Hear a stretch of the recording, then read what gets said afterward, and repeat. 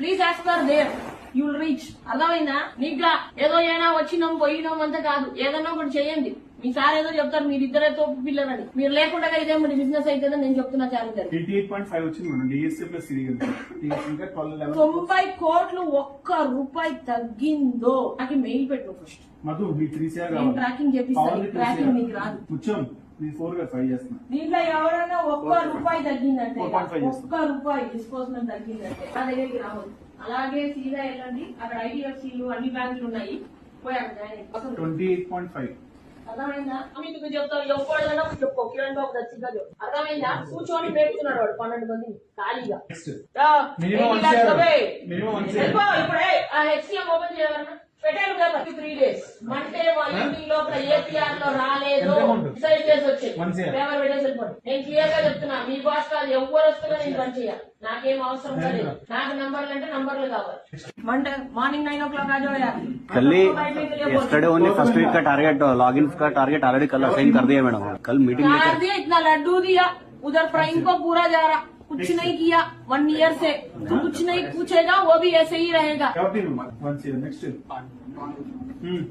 గాలికి చెబుతున్నా ఉండు, పేపర్ పెట్టి ఇస్తా ఉండు ఈసారి. నెక్స్ట్ మధ్యలో అండ్ ఇన్ ద రెసిగ్నేషన్ లో రిమార్క్స్ లో క్లియర్ గా మెన్షన్ చేయి, non productive for last 6 months. April, May, June, July నంబర్లు 000 10 లక్షలు 20 లక్షలు రాసేసి non productive not to be hired hence fourth అని రాయాలి.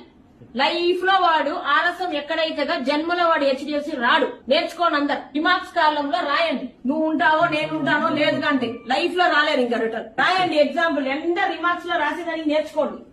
ఊరికే గవర్నమెంట్ జాబ్ చేయకండి. అప్రూవ్డ్ అప్రూవ్డ్ అప్రూవ్డ్ పోయే వాళ్ళు పోతారు. 2 మంది ఉన్నారు ఆయనకి. 10 మంది ఎందుకు బాస్? 3 కోట్లకే ఒకటి చాలు నాకు పంపించే కాదు. నువ్వు నాకు రెసిగ్నేషన్ చూపి ఈ స్టోరీ రాదని విన్నా. నువ్వు వైజాగ్ లో చేసినోడు ఇప్పుడు దాకా రిజైన్ చేయలే. నాకు 1.5 year నిద్ర అవుతున్నాడు.